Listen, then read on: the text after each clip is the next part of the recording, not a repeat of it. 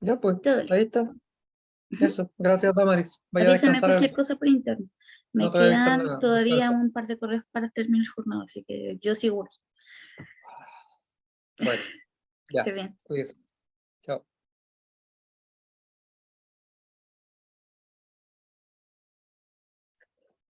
Y ahora veo a ustedes, o no veo a nadie más bien, porque no hay ninguna cámara prendida excepto la de Mati. Hola Mati. Hola Gabriel. Hola, Ahora hola, sí. profe, ¿cómo está? Ya. Bien. Tanto tiempo. ¿Cómo los trató el cierre de sistema sociocultural? ¿No comments? No comments. Pero ese es el ramo más denso. ¿Qué les voy a decir?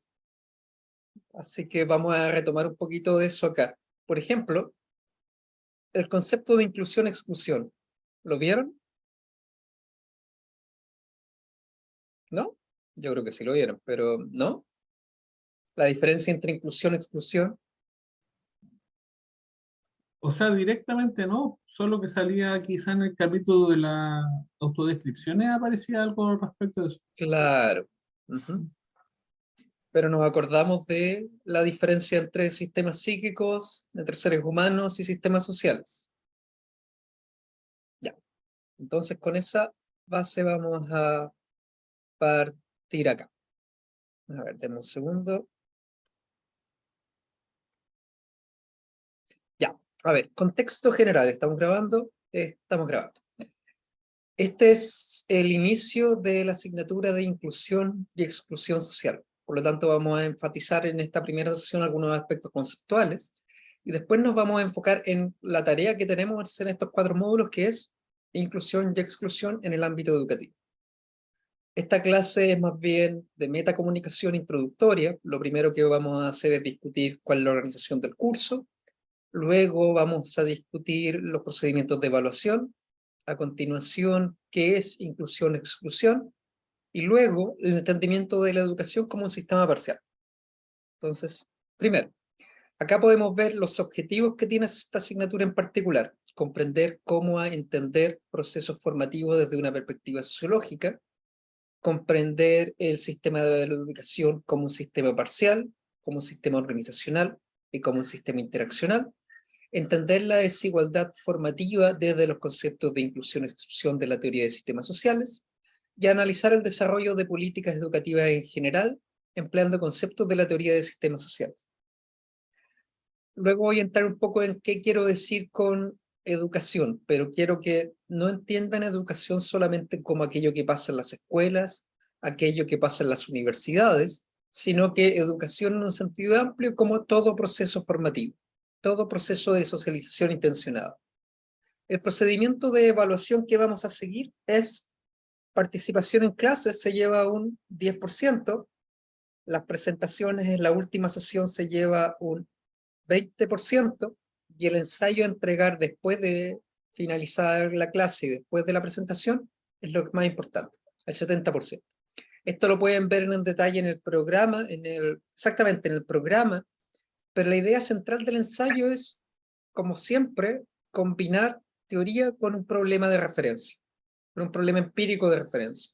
Cómo utilizar, por ejemplo, el concepto de inclusión-exclusión en relación con la idea de formación en un ámbito de interés de ustedes. Por ejemplo, en el estudio de las organizaciones, en el estudio de temáticas medioambientales, en el estudio de la planificación urbana y así. Teoría, empiria, síntesis. Y aquello es el ensayo. ¿Y cuál va a ser la organización? Tenemos 4 sesiones, esta es la primera, vamos a abordar temáticas de la presentación, que terminamos, exclusión, inclusión y la educación como sistema parcial.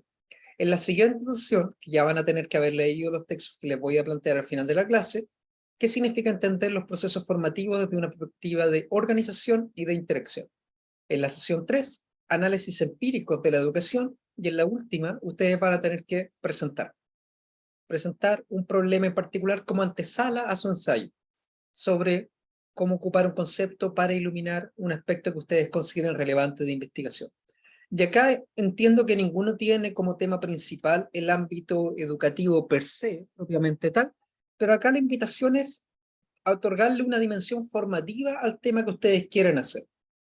No es necesario, por eso les invito a no pensar educación en términos solamente de escuelas, en términos de universidades, en términos de instituciones educativas, sino que entender, y esto lo vamos a recalcar más a través de la clase, que educación es todo proceso institucionalizado o no institucionalizado que intenta producir un cambio en las conciencias de los seres humanos. Por ejemplo, instancias de autoeducación, procesos de socialización dentro de un partido político, procesos de socialización, aprender a manejar, por ejemplo, aprender a bailar, una escuela de baile, una escuela de yoga, procesos de autoeducación en general, etc. Y como si extendemos esta idea de formación más allá de simplemente las instituciones educativas, nos damos cuenta que en general la sociedad contemporánea es muy dependiente en estos procesos de formación, de adquisición de competencias, de aprender a hacer las cosas en distintos ámbitos. Y lo que caracteriza a todos estos procesos de formación es, y esto es una antesala de lo que vamos a discutir hoy día, la aplicación de los dos códigos del sistema educativo. ¿Qué se puede enseñar y cómo se debe evaluar? Educación y selección. ¿Qué enseñar? ¿Qué se puede enseñar y qué no se puede enseñar? Primer código. Segundo código, mejor, peor. ¿Quién sabe? ¿Quién no sabe? ¿Quién demuestra saber? ¿Quién demuestra no saber? Dicho esto, entonces, empecemos con la materia en sí, inclusión y exclusión. Les planteaba la pregunta sobre la... les planteaba la pregunta sobre la diferencia entre los seres humanos y la comunicación. Y eso es súper relevante para la diferencia entre inclusión y exclusión. Inclusión-exclusión es la propuesta desde la teoría de sistemas sociales para reemplazar los análisis enfocados en la desigualdad. Para enfocar los análisis, para reemplazar los estudios enfocados en la integración social. Inclusión-exclusión, desde esta perspectiva, es simplemente, ustedes pueden ver la definición técnica ahí, pero simplemente cómo los sistemas sociales tratan en consideración a los seres humanos. Ustedes recordarán que desde la teoría de sistemas sociales los seres humanos están en el entorno de la sociedad. La sociedad se compone de comunicaciones, no de seres humanos. La sociedad no cambia cuando muere un ser humano, cuando nace un ser humano, etc., sino que cuando aquello se vuelve comunicativamente relevante. Y en este sentido, el concepto de inclusión-exclusión tiene que ver con la comunicación, cómo los seres humanos son tematizados en la comunicación. Inclusión es cuando existen, entonces, es cuando existen o los seres humanos son considerados como relevantes en la comunicación, cuando hay una serie de expectativas asociadas a los seres humanos en la comunicación. Y exclusión es cuando los seres humanos no son considerados relevantes en la comunicación. Así de simple. Esa es la definición técnica del libro. Inclusión es la consideración de los seres humanos o del ser humano como relevante en la comunicación. Y exclusión es cuando aquel ser humano no es considerado como relevante en la comunicación. Una idea clave acá es que como en todo Luhmann, que hay un concepto positivo, negativo, no en el sentido normativo, sino técnico del término, acá no puede haber inclusión sin exclusión. Para que haya inclusión, debe haber exclusión. Para que algún ser humano se considere relevante, otros deben ser considerados como no relevantes. Para que algunos tengan ciertas expectativas, otros deben carecer de dichas expectativas. Por ejemplo, en este mismo curso, no interesa realmente nuestra interioridad psíquica, nuestro funcionamiento biológico, sino que en este sistema social emergente interesa en particular las expectativas de docentes y las expectativas de los y las estudiantes. Ustedes en este contexto están incluidos dentro de este sistema social de la sala de clases, pero asociado a un conjunto de expectativas que se corresponden con el rol estudiante.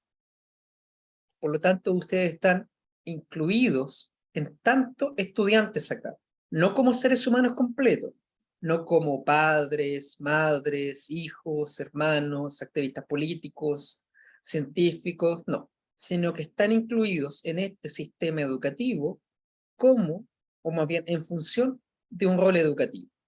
Y todos aquellos que no están incluidos acá, están excluidos. No participan de este sistema educativo. No hay expectativas asociadas a su participación en este tipo de sistema. ¿Se entiende? Lo que estamos hablando acá es que la inclusión y la exclusión es siempre comunicación. No es el ser humano completo el que está incluido en la comunicación. No, no es la persona en su interioridad psíquica la que está incluida en la comunicación. Es siempre un conjunto de expectativas asociadas a la inclusión de determinada persona o a la exclusión de determinada persona. Como todo proceso dentro, ahí ustedes levantan la mano o cualquier cosa, por cierto, pero como todo proceso dentro de la teoría de sistemas sociales, uno la puede observar en 3 planos. A priori, inclusión a nivel del sistema parcial, inclusión a nivel del sistema organizacional e inclusión, exclusión a nivel de los sistemas de interacción. Y así nos damos cuenta que la inclusión en el sistema parcial no garantiza la inclusión organizacional, ni mucho menos la inclusión en el plano de la interacción. Por ejemplo, en principio, todos los estudiantes están incluidos en el sistema educativo. A priori no hay ninguna, o no debiese haber ninguna consideración, digámoslo así, cultural, étnica, biológica, de género, que garantice o que explique la exclusión de un estudiante de la escuela. En contextos de escolarización obligatoria, la inclusión es universal.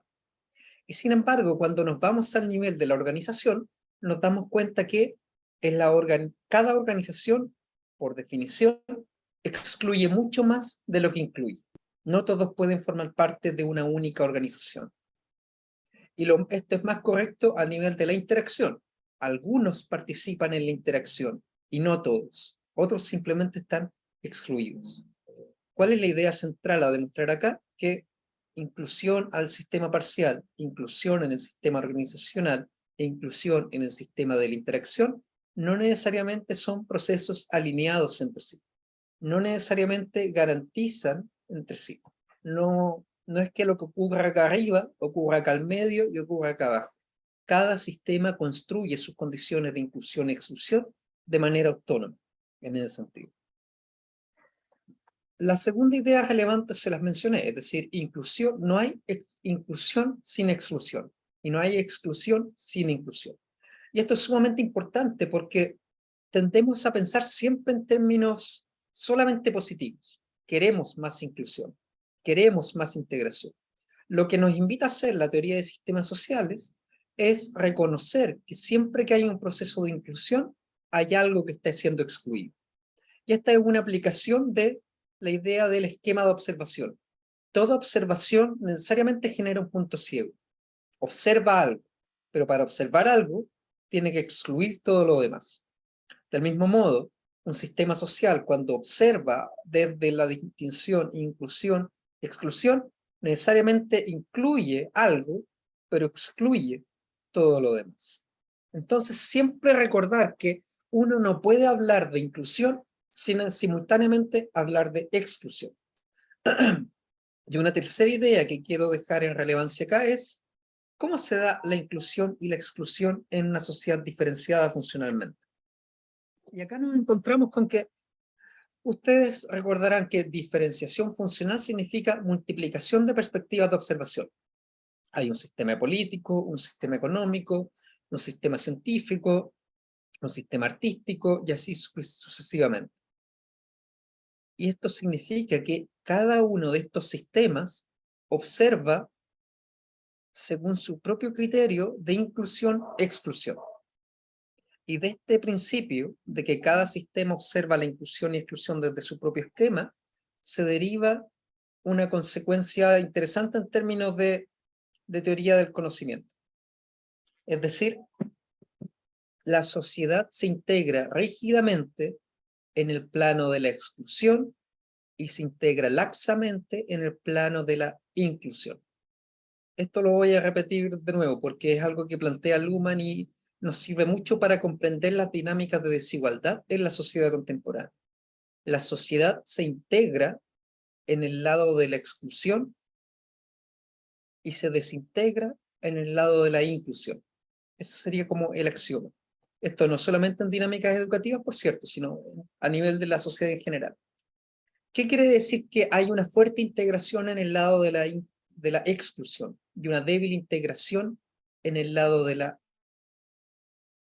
inclusión. La idea central acá es que, primero, entendamos qué significa integración en Luhmann. Integración significa reducción recíproca de los grados de libertad de los sistemas. Esa es la definición técnica del libro. Cuando, dicho de otra manera, los sistemas son capaces de imponer condiciones recíprocamente entre sí.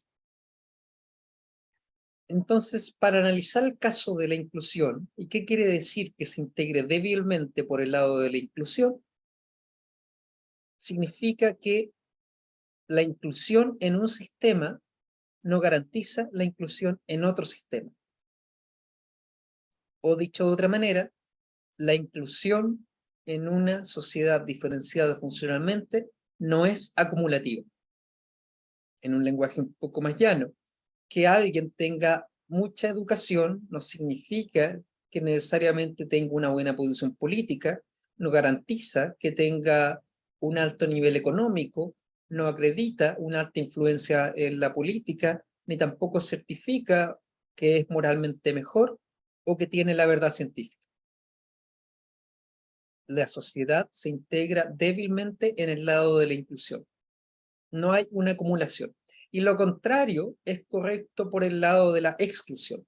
La sociedad se integra fuertemente por el lado de la exclusión.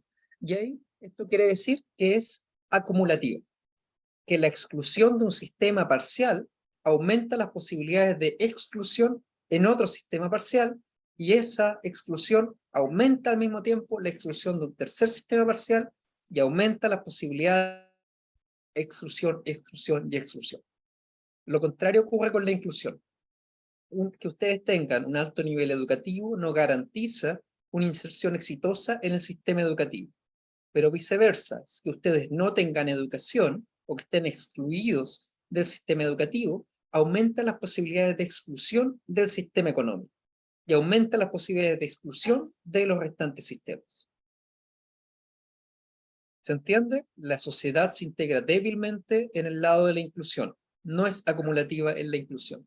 Se integra fuertemente en el lado de la exclusión. Si alguien no tiene acceso a un sistema A, es más probable que no tenga acceso al sistema B, ni al sistema D, ni al sistema E, y así. Entonces, estas ideas ustedes las van a ver no solamente en este módulo, es decir, acá las vamos a examinar conceptualmente, pero las van a ver en relación con distintas temáticas. Cómo se manifiesta la exclusión en asociación con los territorios, cómo se manifiesta la exclusión en temáticas de vejez, y así sucesivamente. En todo proceso en general, lo veamos acá o no explícitamente, siempre podemos ver dinámicas de inclusión y exclusión. Y podemos ver que la exclusión es mucho más difícil de superar, en tanto es acumulativo. Y acá Luhmann da el ejemplo de las favelas de Brasil o de las castas en India, pero un ejemplo más interesante sería el tradicional. Alguien que no sabe leer es poco probable que pueda participar de manera informada en procesos políticos, tampoco va a poder acceder a un trabajo que le asegure cierta estabilidad y no va a poder tener los medios para conformar una familia. Exclusión, exclusión, exclusión y exclusión. Y en el caso de la inclusión, sirve la inclusión en un sistema, pero no garantiza la inclusión en los restantes sistemas. Entonces, con esto voy a cerrar el apartado teórico de inclusión, exclusión. ¿Está claro qué significa? Son conceptos técnicos solamente. La inclusión no es mejor que la exclusión. Un paciente que está incluido en un sanatorio mental no significa que esté bien. O alguien que está en una institución penitenciaria también está incluido. La inclusión no es buena y la exclusión es mala. No, la inclusión y la exclusión son solamente conceptos técnicos que definen cómo los sistemas sociales observan a los seres humanos. ¿Los observan como relevantes o no? ¿Los observan con expectativas o no? Entonces, esta idea de concepto técnico es lo que me interesa especialmente que tengan, porque integración suena normativamente cargado. La integración es buena, la desintegración es mala. Inclusión y exclusión en Luhmann son solamente conceptos técnicos. Describen los lentes que utilizan los sistemas sociales para observar a los seres humanos bajo distintas circunstancias. Dicho esto, podemos ir ahora entonces, si no hay ninguna mano levantada, a formación. Yo voy a ocupar en general, a pesar de lo que diga la diapositiva acá, quiero empezar a ocupar la idea de formación en lugar de la educación. Porque educación de inmediato nos lleva semánticamente a la idea de educación institucionalizada, en escuelas, en universidades, en institutos profesionales y así. En cambio, la idea de formación es más laxa, por cierto, es más débil quizá, pero de inmediato nos abre la mirada a una dimensión formativa que puede tener lugar en distintas organizaciones, no necesariamente educativas entre sí. Y lo que hoy día vamos a discutir en particular es cómo se comprende tradicionalmente la formación y cómo ofrece comprenderla la teoría de sistemas sociales al nivel más general. Y acá nos encontramos que desde los principios de la sociología, la formación ha sido un tema de reflexión desde Durkheim, Comte, Weber, etc. Y la definición clásica que domina acá es que formación, entendida usualmente como educación, es simplemente el proceso de socialización de una generación joven por parte de una generación adulta. Esa es la definición del libro que plantea Durkheim, pero que después se va integrando en Parsons, tiene Weber, etc. La idea de educación como un proceso de transmisión de conocimientos de la generación adulta a la generación más joven, donde la generación adulta sabe más que la generación más joven y selecciona cuáles conocimientos debe adquirir ésta. Y a partir de esta definición fue cimentándose la idea de, o más bien asociándose la idea de que la formación en general permite integrar la sociedad, permite que nos entendamos, permite que nos comprendamos mutuamente. Y desde ahí se emergió la idea de la educación, ahora institucionalizada, como una instancia de integración moral y aseguramiento del consenso. Y fíjense que esta idea, este núcleo de la educación como el centro de la sociedad, está aún al día de hoy, y esta es la diferencia que plantea la teoría de sistemas sociales, está aún al día de hoy profundamente arraigada en la reflexión sociológica.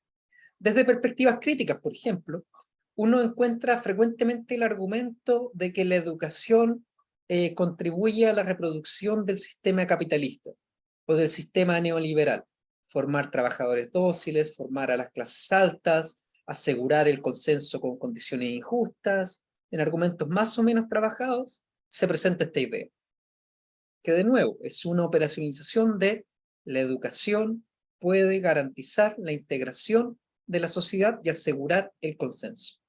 Desde perspectivas más favorecedoras o que favorecen más estos cambios, está la idea que, tapizada con argumentos de sociedad, de la sociedad del conocimiento, de cuarta revolución industrial, etc., la idea que la educación puede cambiar la sociedad.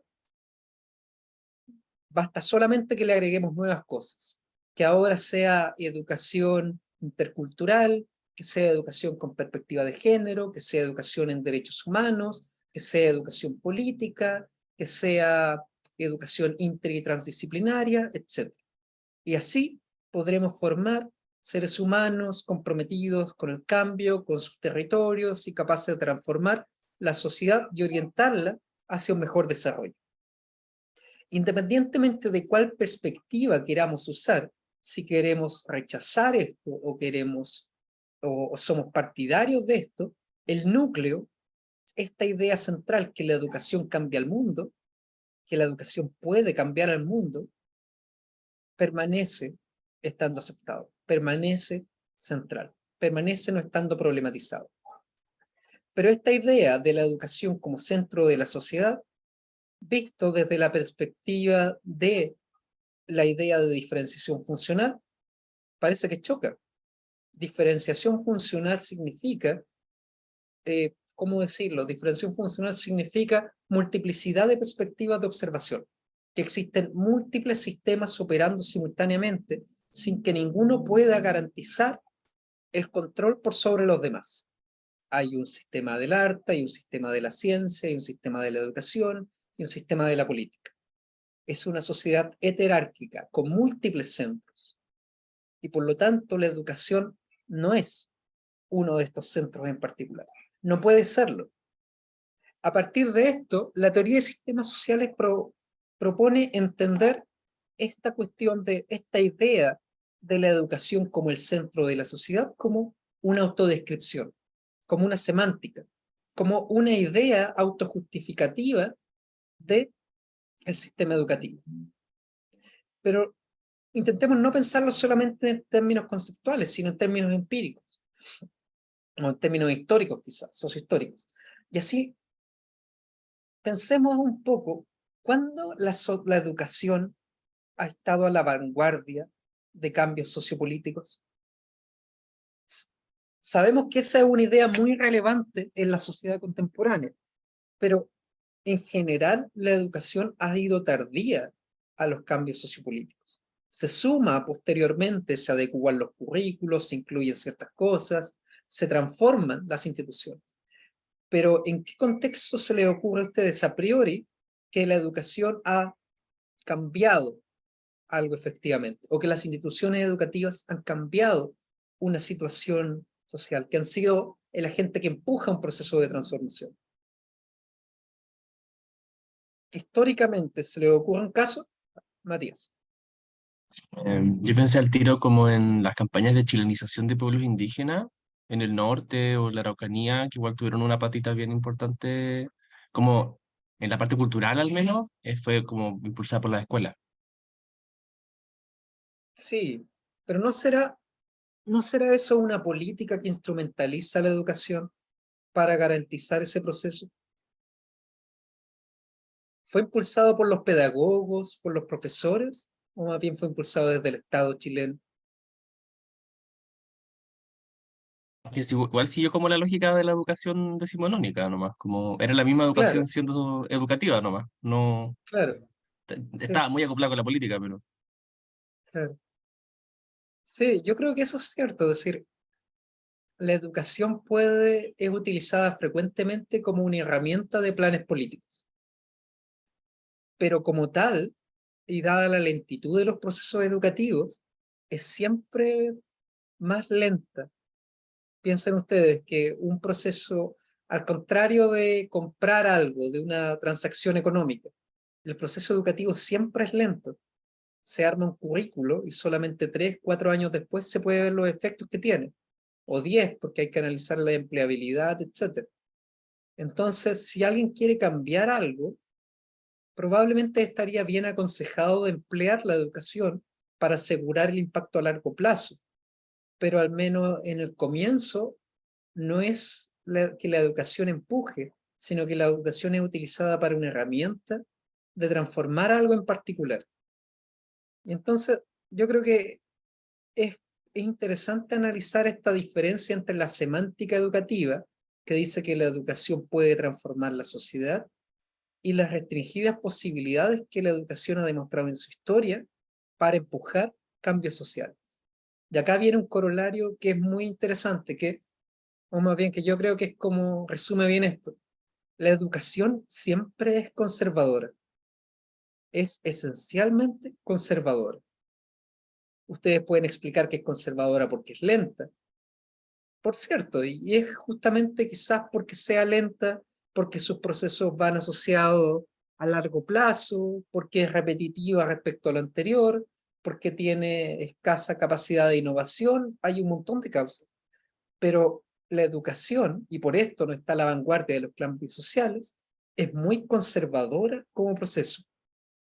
Piensen ustedes cuánto hemos cambiado los procesos educativos en casi un milenio, o un poco más quizás. Sigue siendo lo mismo, solamente que ahora estamos a través de pantallas.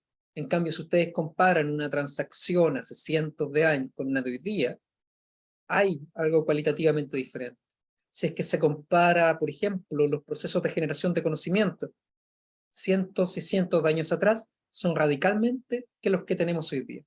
Y sin embargo, la educación en su forma de comunicar, una persona habla, muchas personas escuchan, esta persona sabe más, evalúa a las otras personas, ese núcleo es muy conservador.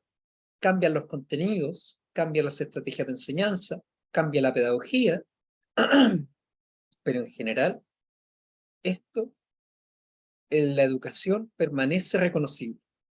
Y acá el ejercicio intelectual que uno podría hacer es un viajero del tiempo, un vendedor, o un médico, o un científico, que estuviese en Roma, pongamos el caso, y viajase al día de hoy, no podría reconocer las instituciones económicas, las instituciones políticas o las instituciones científicas. Pero es muy probable que pueda reconocer todavía las instituciones educativas. Y es porque la educación tiene este carácter muy conservador, muy lento. Como herramienta de cambio social, puede ser en ciertos casos.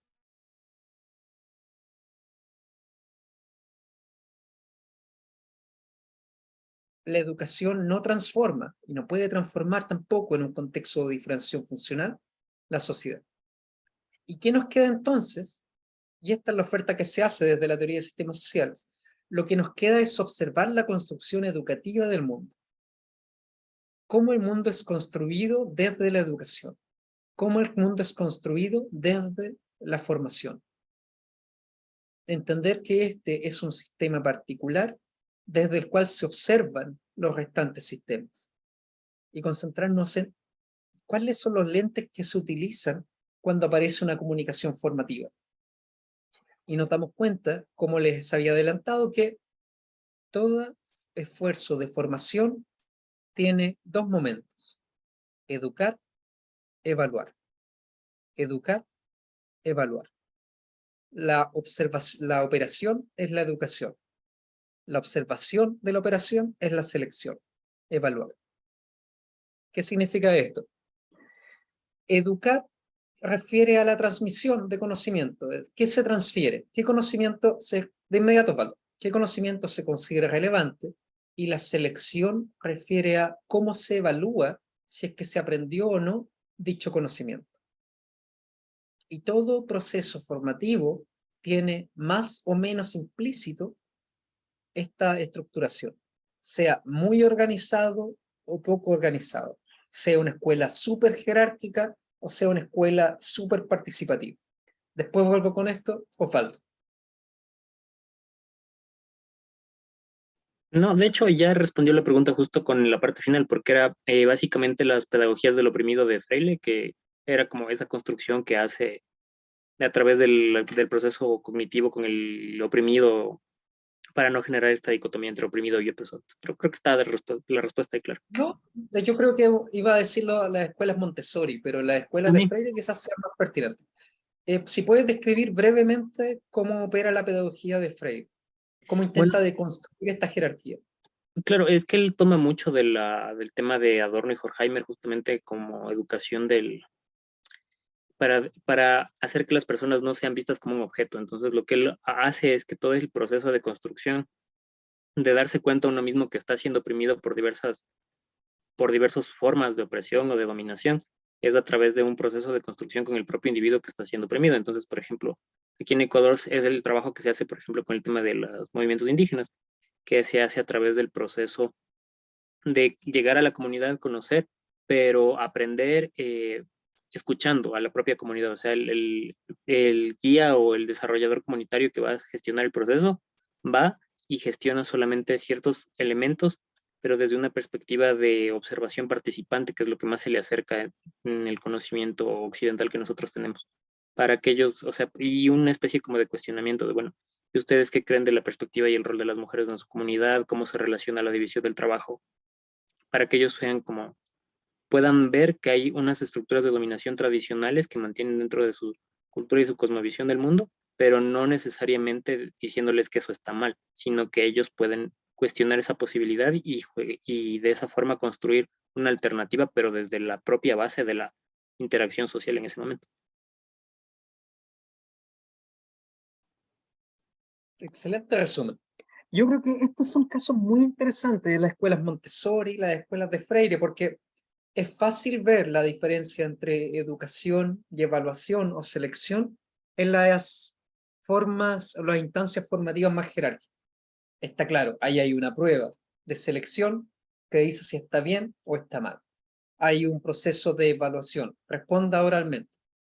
¿Acertó? No acertó. Es súper explícita la selección, la distinción entre el que aprendió, el que no aprendió, mejor o peor. Pero en el ejemplo que nos plantea Osvaldo, hay una problematización incluso de las jerarquías para que la propia comunidad sea capaz de autoeducarse de cierta forma, de problematizar cuáles son las estructuras bajo las cuales está operando, si estas son o no convenientes, la opinión sobre más bien las expectativas sobre las mujeres, las expectativas sobre el trabajo, etc. Y este ejemplo, al igual que pónganlo en un mismo plano de problema como en las escuelas Montessori, donde no tienen una evaluación explícita, no tienen una prueba, no tienen una instancia, un papel o una nota asociada, que en esos casos es mucho más fácil ver el proceso de selección de mejor, peor. Pero el argumento o el contraargumento que va a plantear Luhmann en este respecto es que aún en esas instancias, pedagogía freiriana y las escuelas Montessori, hay una instancia de evaluación, hay una instancia de diferenciación o distinción entre el que aprendió y el que no aprendió. Y por lo tanto se trata de formas educativas. ¿Y por qué? ¿Y dónde está esto? En el caso que decía Osvaldo. Se eleva la abstracción del proceso de evaluación en tanto hace referencia a la autoconstrucción. Eso es correcto, pero aún así, de todas maneras, está la distinción entre procesos de problematización correctos y procesos de problematización incorrectos. Es decir, por ejemplo, si en aquel grupo alguien problematizase que a las mujeres no se les debe tener respeto, probablemente se debería intervenir y decir, esto está mal. Eso es incorrecto. Si alguien plantease a partir del propio proceso de autoconstrucción que lo mejor es solucionar las cosas por la vía de la violencia, esa no sería una autoconstrucción adecuada, no sería una afirmación o una respuesta adecuada, entonces sería algo incorrecto. No son procedimientos de evaluación tan groseros, por ejemplo, como usted lo hizo bien, usted tuvo un 3, usted tuvo un 7, usted tuvo un 4, elevan el grado de abstracción, por cierto que sí, pero de todas maneras distinguen, y alguien distingue quien está incentivando el proceso de educación entre procesos de autoconstrucción correctos y procesos de autoconstrucción incorrectos.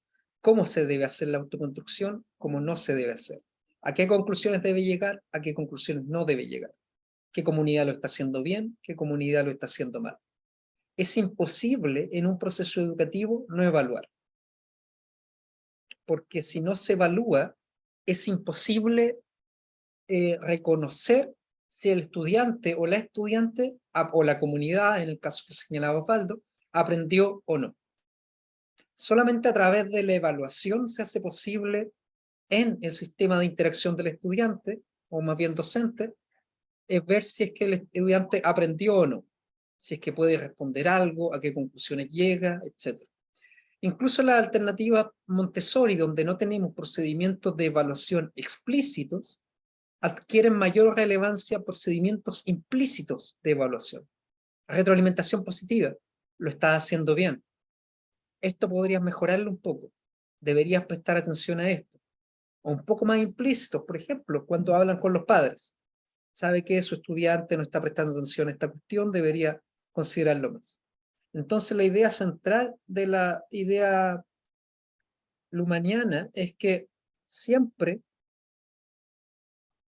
hay un proceso de evaluación asociado en las instancias formativas. Y este proceso de evaluación, es lo que diferencia a la educación de la socialización. Luhmann define educación como socialización intencionada,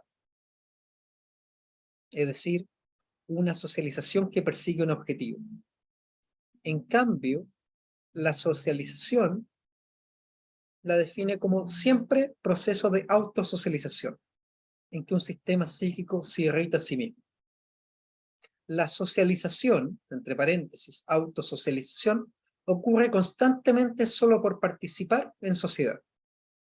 Solo porque ustedes que estén en la calle, van en un ascensor, van a la universidad, participan en una organización, conversan, siempre hay procesos de autoirritación del sistema psíquico. Solamente cuando esa socialización es intencionada, es decir, es promovida en un contexto particular y empujada por alguien, es que estamos en presencia de educación o formación. Educación es socialización intencionada. Y esa intencionada es clave, porque si es intencionada, implica que hay una intención de que llegue a determinado fin. Y eso implica que determinados medios son correctos, otros no. Determinados resultados son correctos y otros no. Algunas personas aprenden, otras personas no aprenden. Y así. Educación es socialización intencionada, pero siempre es una construcción educativa del mundo, que no tiene necesariamente la capacidad de irritar a otros sistemas en particular. La educación no es el centro de la sociedad, sino que es solamente una plataforma de observación de la sociedad. Y en base a eso uno puede problematizar la relación entre, a nivel del sistema parcial, entre educación y ciencia, educación y política, educación y economía, educación y movimientos sociales, y en general todo, educación y religión, educación y moral, educación y medio ambiente, etc. Por ejemplo, la educación nunca puede ser ciencia. Son dos sistemas parciales distintos. Yo, cuando estoy hablando acá, en este contexto, a pesar de hacer ciencia en otros contextos y hacer investigación en otros contextos, acá no estoy hablando como científico, sino como docente. Porque estoy empleando una construcción educativa del mundo, una visión educativa del mundo, en que mi primado es que mis preguntas centrales son qué puedo enseñar y cómo puedo evaluar. Luhmann señala en este caso, por ejemplo, el caso de la diferencia entre seno y coseno no se inventa en el sistema educativo, sino que es el resultado del sistema científico. Pero sin embargo, se utiliza en el sistema educativo, pero para diferenciar entre quien sabe y quien no sabe. Quien maneja la distinción y quien no maneja la distinción. Educación y ciencia son dos apartados distintos entre sí. Y eso implica que van a tiempos diferentes, tratan temas diferentes. Por ejemplo, para dar un caso de un ámbito científico, la educación siempre va a ir atrasada respecto a la ciencia. La educación no puede sino ofrecer una versión simplificada de la ciencia. Por ejemplo, en el ámbito de la geometría, que vimos cuando estábamos en educación primaria. La geometría que vimos ahí es una geometría que científicamente ha quedado desactualizada hace décadas y décadas y décadas. Y sin embargo, entre las escuelas, lo seguimos aprendiendo así. Lo mismo con ciertos conocimientos que adquirimos cuando estábamos en el jardín infantil, en la escuela primaria o incluso ahora. Aprendemos lo que es educativamente relevante, pero no lo que es científicamente pertinente. La educación siempre va a destiempo respecto al ámbito de la ciencia. Maneja temas distintos, son formas de observación distintos. No puede haber, o más bien, cuando se intenta hacer educación científica, siempre uno se enfrenta a estos problemas, es decir, el principal objetivo de la educación es formar, es irritar a los sistemas psíquicos, provocar cambios en los sistemas psíquicos. No es encontrar la verdad, no es ser preciso, no es descubrir un nuevo conocimiento, sino que es educar. Y eso implica que hay siempre una especie de sacrificio respecto a la veracidad de los contenidos científicos. Porque en la ciencia es válida la continua problematización de la propia afirmación. Pero en el plano educativo se aspira a reconocer ciertas bases, ciertos fundamentos, ciertas certezas. Lo mismo ocurre en el caso de educación y política. La educación puede intentar formar, de inmediato, Ignacio, la educación puede intentar formar políticamente, pero nunca va a ser política, nunca va a ser poder en sí misma. Es una construcción educativa de la política, que determina, por ejemplo, qué tiene que aprender el estudiante en términos de derechos humanos, por ejemplo. Pero dado que es una intención formativa, necesariamente va a tener que evaluar quién sabe y quién no sabe de derechos humanos. Y va a tener que diseñar pruebas, actividades, etcétera, en esa dirección. El hecho de que sea socialización intencionada de inmediato implica que se trata de los derechos humanos desde la perspectiva de la educación. Y eso implica que entran en cuestión las preguntas de cómo se enseña y cómo se evalúa si es que se aprendió o no se aprendió. Ahora, Ignacio, por favor. Sí, gracias. Que se me ocurría como cómo se analiza desde la perspectiva cuando la educación habla de la misma educación como en el ámbito de la ciencia, como dentro de la pedagogía se hacen estudios de cómo se hace la pedagogía, como cómo se entiende ese espacio. Sí. Ahí hay dos respuestas en realidad, es decir, una es como una de libro y otra es la que plantea Luhmann. Uno podría entender la pedagogía como ciencia de la educación y como tal, como una observación científica de la educación, una disciplina en el sistema científico que observa en particular las interacciones entre docente y estudiante. Es decir, sería una observación sujeta al código de la verdad, con ciertas teorías y con ciertos métodos asociados, etc. Una ciencia de la educación, una observación científica de la educación, pero que no es necesariamente educación. Y eso se sabe, es decir, el pedagogo no necesariamente es un buen educador, del mismo modo que el economista no es necesariamente un buen político. El pedagogo es un científico de la educación. La respuesta que da Luhmann, y no estoy seguro si lo cambiará después, pero al menos en un libro del 78, creo que lo plantea así, es que la pedagogía no es realmente una disciplina, sino que es más bien una teoría de la reflexión del sistema educativo. Y en ese caso, dado que no es una disciplina, dado que no es una ciencia, sería simplemente la manera en la cual el sistema educativo se observa a sí mismo. Sería una teoría de la reflexión, un momento en el cual, o más bien la instancia a través de la cual el sistema educativo reflexiona acerca de su propio quehacer. Igual como hay teorías de la economía que no son científicas, o teorías de la religión que no son científicas, simplemente son mecanismos de autoobservación. La diferencia entre estas dos depende de si consideramos a la pedagogía como una ciencia o no. Luhmann va a decir que la pedagogía no es una ciencia, y va a ser bien insistente en el punto. Puede ser un departamento de la universidad, puede tener una ubicación, puede tener revistas asociadas, pero no es una ciencia. Es su argumento de por qué va a ser, no es una ciencia, es porque carece, a ver cómo plantear esta idea. Porque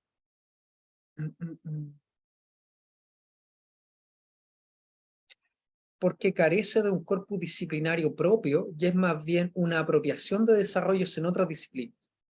Es un integrado de modas psicológicas, modas sociológicas, modas antropológicas aplicadas acá. Es un mix que no alcanza todavía una consolidación científica, al menos cuando Luhmann estaba escribiendo. Eso. No sé si respondí tu pregunta o iba por otro lado. Sí, súper, que tenía una idea muy parecida, como que la pedagogía no, hasta el día de hoy como que no logra establecerse como una ciencia aparte por el mismo hecho de que se basa en teorías de otras disciplinas como tal. Como que siempre nacen a partir de perspectivas ajenas el cómo llevar a cabo la formación. Como que por eso lo he pensado. Claro. Así Ese que, es el argumento lumaniano, es decir, si la pedagogía no es una ciencia, entonces es una teoría de la reflexión del sistema educativo. Y por cierto, hay otro argumento fuerte de por qué no alcanza el estatuto de teoría. Comparémoslo con biología y sociología. En la sociología uno se pregunta cómo es posible, la pregunta base de la sociología es cómo es posible el orden social. Fíjense, una pregunta limpia, una pregunta que no dice que es mejor el orden social que el desorden. No, se pregunta simplemente cómo. Fíjense en las preguntas de la física o en las preguntas de la biología. ¿Cómo funciona una célula? ¿Cómo funciona el universo? Etcétera. Son preguntas neutras normativamente. No plantean que es mejor que el universo esté que no esté, o que un átomo es mejor que otra cosa, o que una célula es mejor que un carionte, no sé. En cambio, la pedagogía parte de la premisa que la educación es buena y no puede renunciar a esa premisa. Y en tanto parte de una premisa normativa fuerte, no se constituye todavía como ciencia.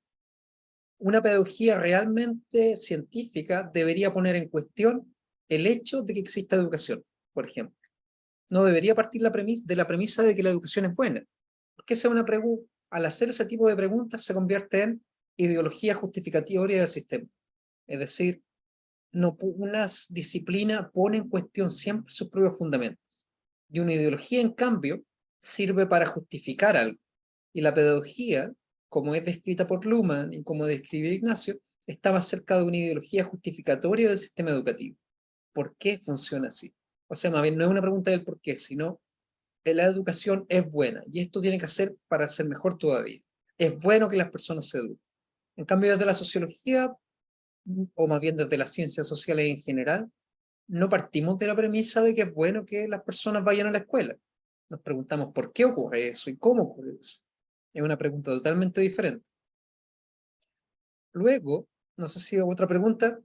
No. Luego tenemos la relación entre educación y economía. Y fíjense que esta es una cuestión que desde otras perspectivas uno asume que educación y economía están íntimamente entrelazadas entre sí. En la educación se forma capital humano y en la economía se ocupa. Estamos en una sociedad del conocimiento, así que lo que se adquiere educativamente es relevante para la inserción posterior. Y acá Luhmann va a decir, no, educación y economía son reconstruidas dentro del sistema de la educación. La educación observa la economía y a partir de esa observación se modifica internamente de acuerdo a los códigos de educación y selección y se transforma para responder a esa observación original. Si eso va a ser adecuado o no en términos de inserción laboral es una pregunta completamente distinta. Por ejemplo, pensemos en un programa de magíster profesional que observa ciertas tendencias dentro del mercado laboral, el año 2022. Y al observar esas tendencias se da cuenta que que los estudiantes tienen que adquirir un conocimiento altamente especializado. Por lo tanto, el año 2022 se modifican los currículos, se alteran los programas, se adecuan los procedimientos de selección, etc. Sale la primera generación que entró con este programa el 2027, 5 años después. Y en esos 5 años, lo más probable es que el mercado laboral haya cambiado necesariamente y el diagnóstico que fundó dicha reforma ya no sea el adecuado. Hay una diferencia temporal que siempre es preciso considerar en los esfuerzos educativos. La educación observa en el presente para intervenir en el presente para adecuarse a necesidades que no sabe si va a responder bien en el futuro. Modifico el programa viendo lo que la economía necesita hoy día, pero el año 2027, cuando van a egresar aquellos estudiantes, no necesariamente el programa va a ser pertinente o no. La educación construye un diagnóstico de la economía y se modifica internamente en función de eso. Pero en ningún caso puede prever cómo va a ser la economía en 5 años más.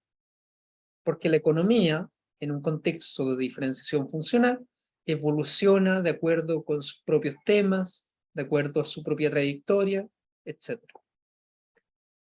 Lo mismo ocurre en el caso de la ciencia, de la política y también, ¿por qué no?, de los movimientos sociales. Pensemos en el caso de una reforma en los currículos universitarios, que enfatice mucho más ideas de equidad, interculturalidad, etc.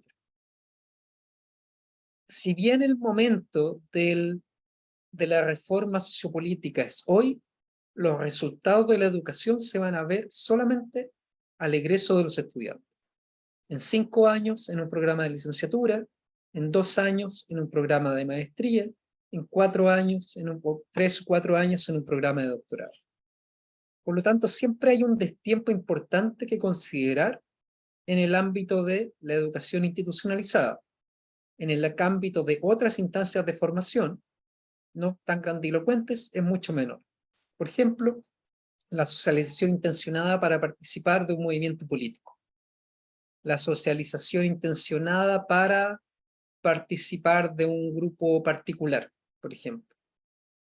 Todo proceso que involucre educación y selección, o educación y evaluación, es formativo, independientemente de qué tan institucionalizado esté o no. Lo manda acá 2 ejemplos fuera de la escuela, que es el de una academia de conducir y una escuela de baile, o una escuela de yoga. ¿Son instituciones educativas? Sí, pero un poco más laxas. Pero de todas maneras son tema de la reflexión en la sociología de la educación. Lo que plantea Luhmann acá es que, y esta es como la prestación del sistema educativo, es que es el currículo. Lo que produce socialmente la educación, más allá de un cambio en las conciencias que no podemos ver, es un currículo, entendido como la concatenación de eventos asociados a una biografía. Estudió acá, fue acá, sabe hacer esto otro, etc. Aquello es producido principalmente a través en el sistema educativo.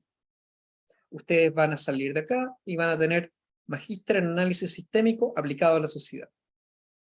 2022-2023. Y eso va a ser una señal en el currículo que va a dar ciertos indicadores para empleadores, para sus contrapartes, independientemente de lo que ustedes sepan o no sepan en términos prácticos. El principal producto de la educación, según plantea Luhmann, es entonces eventos en el currículo, porque conciencias no podemos ver. Y ojo que, y esto es importante, el currículo a su vez va a ser observado diferenciadamente desde el sistema observador. Recordemos acá la idea de la comunicación se cierra desde el sistema observador, independientemente de la intención del sistema emisor. Alguna organización va a valorar su grado de maestría, otras organizaciones no van a valorar su grado de maestría, en otras va a ser una cuestión sumamente relevante, etc. El significado asociado al currículo es siempre posterior, o dicho de otra manera, el currículo es siempre currículo observado en la sociedad, con mayor o menor relevancia de acuerdo con el sistema observador. Ahora sí, Osvaldo. Sí, pero justamente en base al currículo también se genera una red de expectativas. Por ejemplo, una empresa puede señalizar a un candidato o seleccionar a un candidato porque justamente ha visto que este candidato terminó la universidad, como una especie de prueba o confiabilidad de que esta persona tiene la posibilidad o la capacidad para ponerse un reto que es terminar una licenciatura que dura 4 años o más, y con esa forma pues hacerse cargo de los retos diarios del trabajo tal vez, o eso no implica también el currículum. Por cierto, el currículo uno lo puede entender como competencias y como habilidades, es decir, competencias explícitas, conocimientos, y como competencias asociadas, que en función de las cuales el sistema observador construye ciertas expectativas, positivas o negativas. Y quiero remarcar el caso de que pueden ser negativas, es decir, en el caso que mencionaba Osvaldo, por ejemplo, alguien que tiene una maestría, por cierto que puede dar la señal de puede llevar a cabo proyectos, puede analizar, tiene cierta capacidad de reflexión, etc. Pero para dar un ejemplo a riesgo de ser ridículo, si es que se llega con ese currículo, por ejemplo, a una cadena de comida rápida, eso va a ser interpretado como sobrecualificación, es una persona demasiado reflexiva, demasiado lenta, no nos sirve en esta organización en particular. El currículo en sí no cambia, la maestría en sí no cambia. Lo que cambia es la atribución que le da el sistema observador, la organización en cuestión. Por eso, el significado de la comunicación del currículo siempre depende de la organización en cuestión.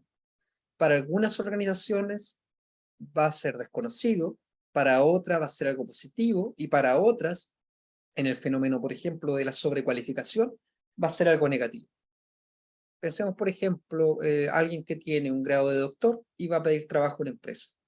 El grado de doctor, al menos en nuestras economías, no es algo a priori positivo, sino que entrega la señal, o más bien es interpretado desde el punto de vista de, no es una persona bien de perfil de investigación, que no tiene capacidades tanto de trabajo en equipo, sino que es más bien aislado, etc.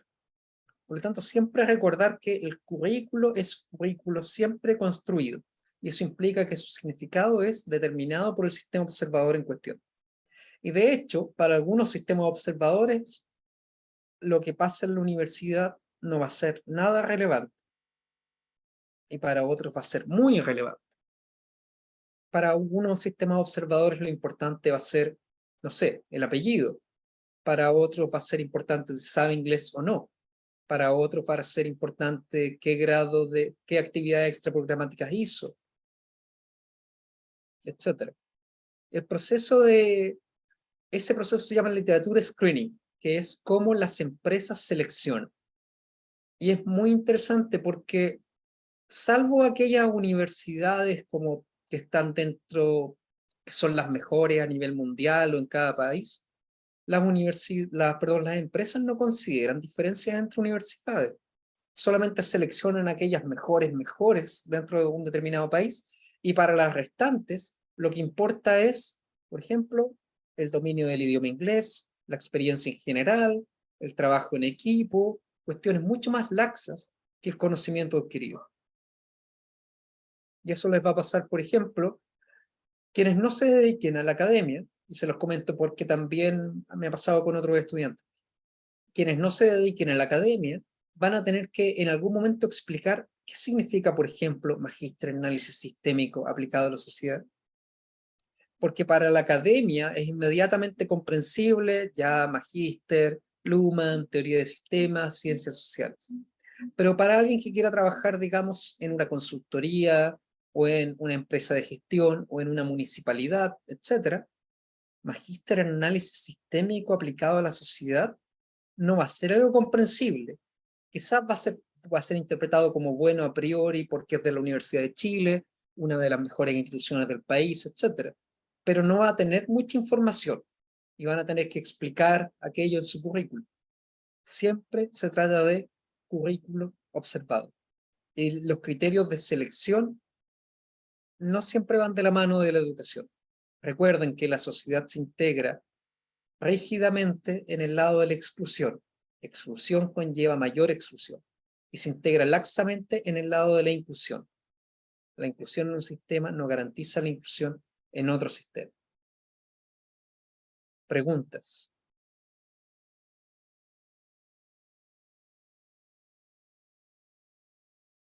Ya, Alex.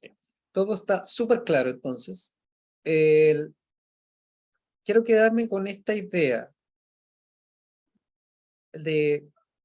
primero, de esta clase me gustaría que se quedasen con la idea de que tuviesen muy marcado para la próxima sesión qué es inclusión y exclusión. Basta con lo que vimos hoy día. Y quienes quieran aprender más del concepto, el texto es muy amigable, Complejidad y Modernidad de Luhmann, hay un capítulo que se llama Inclusión y Exclusión, que está lleno de ejemplos.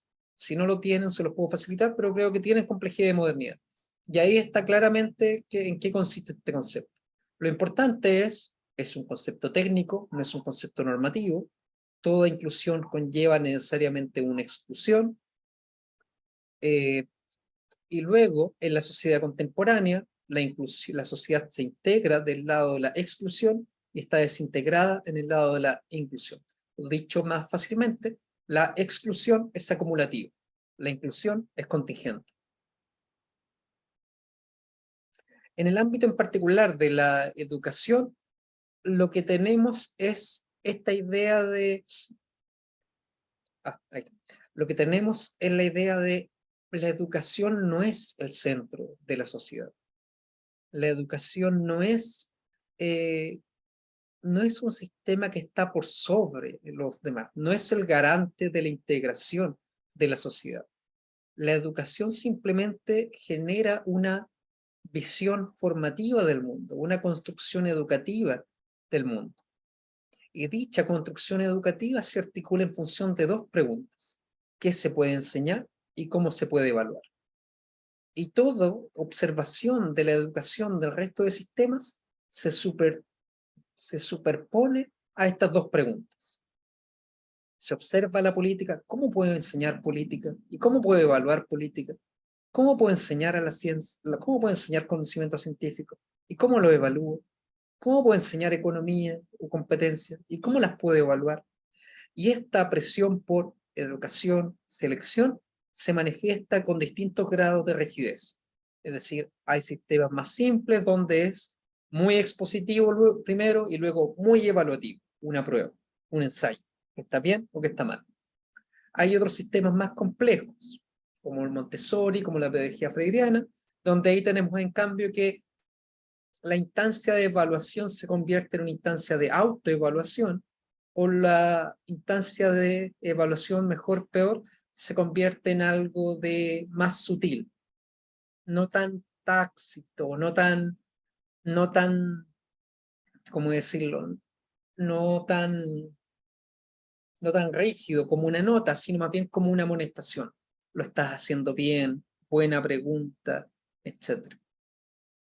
Pero de todas maneras, aquella operación, en tanto se trate de un esfuerzo formativo, siempre va a estar. Y va a estar con distintos grados de complejidad. Por ejemplo, dentro de esta misma interacción de la sala de clase, hemos tenido educación, pero hemos tenido también evaluación. Cuando les pregunto, ¿se entiende o no? O cuando Osvaldo o cuando Matías dieron un ejemplo, yo les dije, sí, pero esto está bien, sí, pero esto debe entenderse de esa manera. De nuevo, tenemos el procedimiento de evaluación. Esto está bien, esto está mal. ¿Lo tenemos un poco más sutil que la prueba? Sí. Pero de todas maneras tenemos esta tendencia a distinguir entre quien lo dice bien, quien lo hace mal, quien demuestra saber, quien no demuestra saber. Y esta cuestión es una cuestión muy debatida por los pedagogos, que en general les gusta ver su labor como una labor simplemente de formación. Pero la evaluación es tan importante como la formación, porque sin evaluación no sabemos quién aprendió y quién no aprendió. Solamente porque evaluamos es que tenemos la posibilidad de saber quién aprendió y quién no aprendió. Sin evaluación simplemente tenemos socialización, que puede ocurrir o puede no ocurrir, depende de cada conciencia. ¿Cómo vamos a abordar estos, o más bien lecturas para abordar estos conceptos? Van a ser 3. Tengo entendido que hay 2 que tienen y la tercera es un inédito que les voy a compartir ahora. Primero, el texto es un libro, el de Baldini Corsi, The Education System. Hay 4 capítulos ahí que me interesan en particular, que refuerzan lo que vimos hoy día en la clase de hoy. Education System, The Code of Education, The Relevance of Selection in the Education System, and Selection as a Secondary Code of Education System. Justamente habla sobre estos esquemas de observación en el sistema educativo. El segundo, en español, es de Luhmann y Short, Presupuestos estructurales de una pedagogía reformista. ¿Qué se discute en aquel texto? Diferenciación funcional y educación. Para quienes lean atentamente aquel texto se van a dar cuenta que en aquel texto Luhmann habla de que el sistema de la educación no tiene un código, por ejemplo, que carece de un medio de comunicación simbólicamente generalizado, etc. Y aquello les va a entrar en choque con lo que plantean Baraldí y Corsi, que se basan en la obra luhmanniana. No es error de ninguna de las partes. Luhmann cambió muchas veces a lo largo de su trayectoria la conceptualización del sistema educativo. En algunos casos señalaba que no tenía código, otros señalaba que no tenía, o que tenía una doble codificación, en otras que no tenía medios simbólicamente generalizados, en otras que era el estudiante, y al final que era el currículum. Lo que les estoy mostrando en general, y lo que utilizan para el Corsi, es la última versión, la última que alcanzó a desarrollar. Piensan que el texto del sistema educativo, que no ha sido traducido, el Das System der Gesellschaft, el sistema de la educación de la sociedad, lo escribió, si mal no recuerdo, en 1996, un año antes de morir. Entonces, es al contrario de la economía de la sociedad, o la política de la sociedad, o la ciencia de la sociedad, que son obras conclusas de Luhmann. En el caso de la educación no tenemos una obra cúlmine, sino que tenemos capítulos más o menos trabajados, apuntes, anotaciones en el Zettelkasten, etc. Pero no tenemos la obra, el monográfico de la teoría como lo hizo en el caso de los demás. Por eso estas transformaciones que no alcanzan a llegar. Y algo también interesante, que en el caso de la educación, es el caso donde Luhmann más escribió con colaboración. El Short en particular fue un pedagogo alemán. Entonces justamente debate mucho sobre cómo se tematiza la idea cómo se tematiza la reforma en Alemania de la educación. Ahí la idea central entonces es el rol de la educación en una sociedad diferenciada funcionalmente. Y por último, es un texto inédito que va a salir en la cinta de Moebius, de mi autoría, que es La teoría de sistemas sociales y el campo de estudios en educación superior. Y si bien es correcto que se subraya, o más bien que se concentra en el campo de estudio y en educación superior, plantea dos ideas o dos conceptos de la teoría sistémica que ustedes deberían aprender para el análisis de las actividades formativas. Las dos formas de diferenciación. Diferenciación funcional, diferenciación entre sistemas, es decir, diferenciación sistema educativo, económico, político, y diferenciación de planos de comunicación, interacción, organización y sistema parcial. Y a partir de cada uno de esos análisis describe cómo se aplica, qué es una organización educativa, qué es una interacción educativa, qué es el sistema parcial de la educación, qué significa esto para la comprensión de la sociedad moderna como diferenciada funcionalmente. Así que es un buen ejemplo para esta reflexión que estamos en el nivel más abstracto ahora.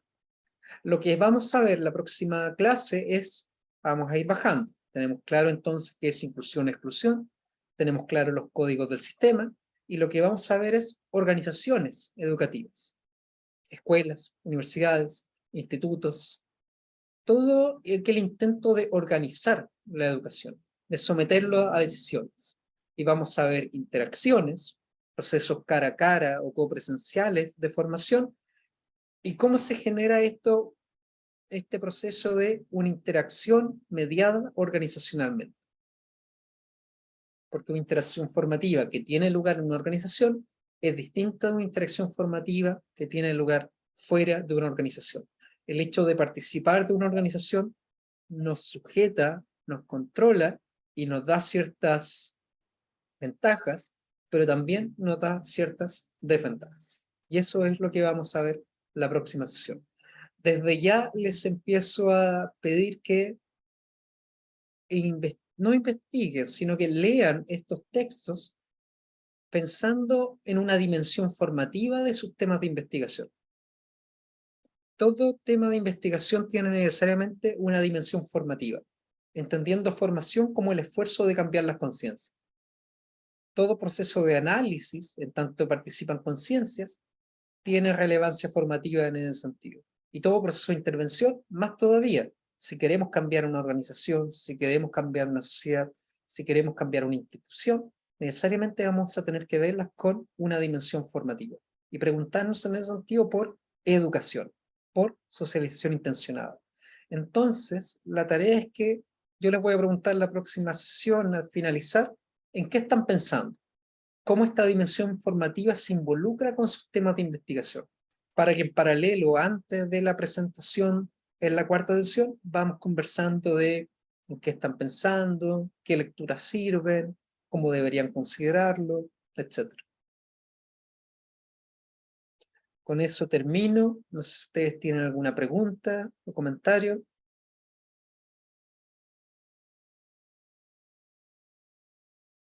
¿No les? Ya. Entonces, detenemos la grabación.